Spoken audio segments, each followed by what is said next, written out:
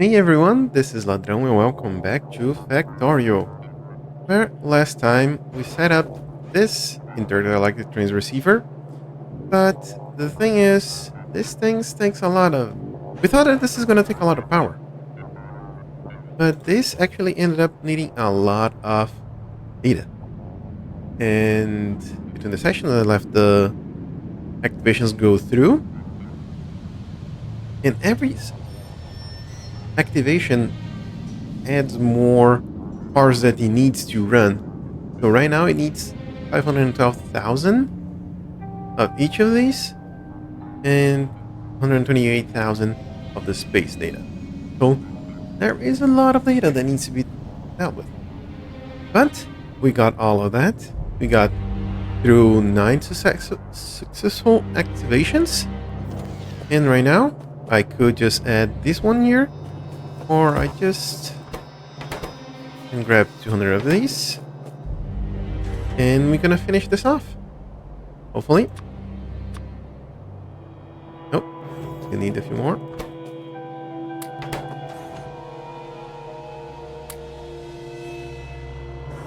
And the last one. That's it. With 100% power. Then we can activate it. How's our power doing?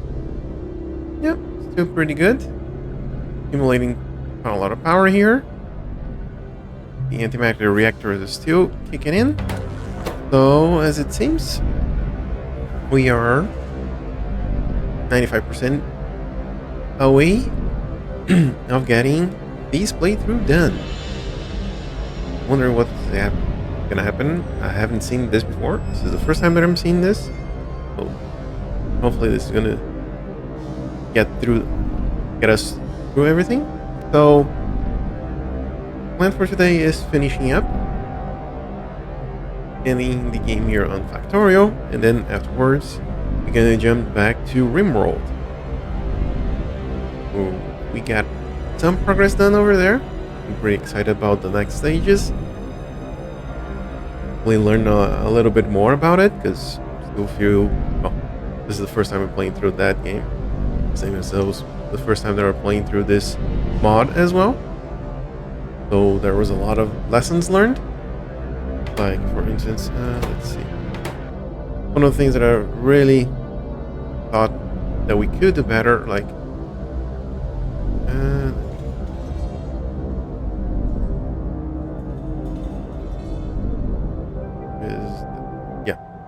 so here we're just adding the wood to the train network, and then we're consuming the wood into these matter planners. We had to go load and unload the wood itself. Then I realized that we could do the same thing in the one single thing, where we get the wood here and then have on the same city block the matter plant itself. So then make the matter production a lot more streamlined than I thought.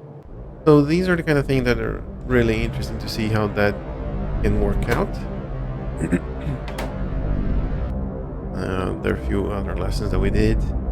Ended up needing a lot more coal not coal, but copper that I thought I was gonna need. So yeah, having these big plants generating the copper plants that we need. We have one here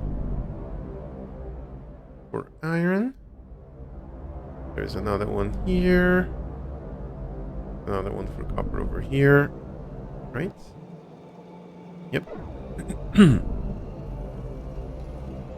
There's the initial one that we built over here.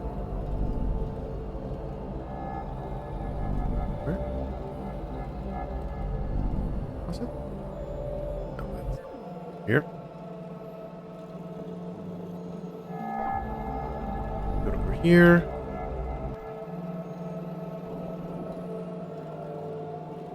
Hold it from here. Oh, this is done. Oh, okay. Oh, we'll get done eventually, especially because this is under the roboboard coverage, so they can just get it done with this. It's really like these ones here have been marked for removal, but can't be removed yet because there's no roboport coverage for those. So yeah, could extend it. Like there's another thing that could have done better. I think. Good. Yep. Have a lot of these advanced raiders, and this has quite a large coverage area, so we probably could have done without that many. Another thing that I would like better is a proper roundabout in these intersections. This needs, the train needs to go around it, like so. Need to make this roundabout. So usually if I could get this roundabout in here, it'd be a lot easier. And the city blocks being 3x3 roboports, it's easy for the loading and unloading and setting up these stations, but especially when you get to this situation where we have something like this. We have 3 unloadings and 1 loading material. That's not that uncommon. So 4 train stations in one of these blocks, it starts to get quite small. And then when you get to something like this, you have 4 unloading stations, then yeah, this becomes really tiny. So maybe extending this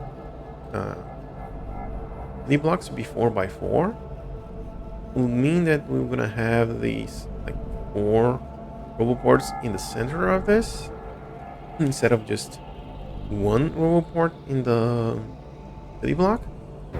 But I think at the end of the day, that would make it even easier to go around them. One of the things that this could definitely benefit with, something that's from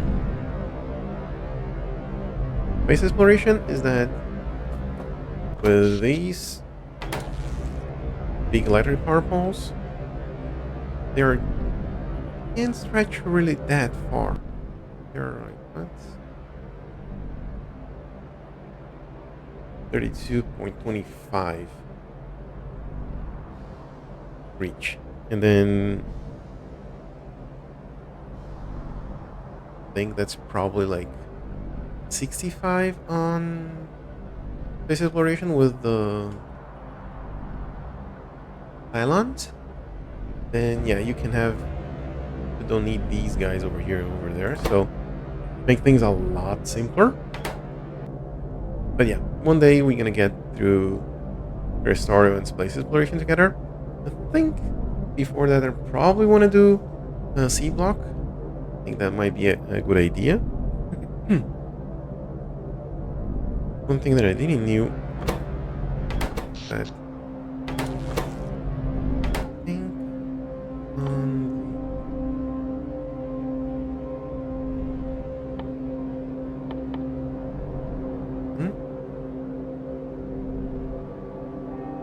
says that requires a huge amount of additional research as well as energy.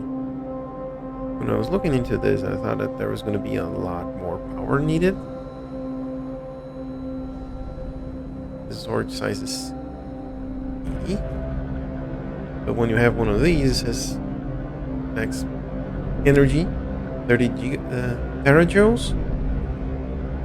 That one right there. That got me pretty concerned. Thought that we need to provide 30 terajoules of power to it. So it's just like, oh, I need to overproduce power and all that. No, you just didn't realize that this was the actual number. Max input can just handle 60 gigawatts. So yeah, that's a lot less power. And almost there. Percent, come on. Done? Yep. Ready?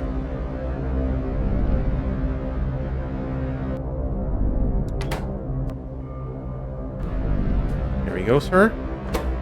Just Me too. Oh, okay. That's not good. Not good at all.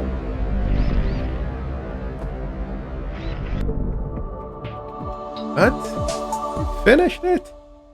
It just took close to 1500 hours. Now, again, a lot of this is AFK time, but yay. Didn't expect that to blow up on our faces. But yeah, nice. That was pretty interesting way of closing up a game. Yeah, having the whole thing blowing up in our face. Luckily, we didn't die on it.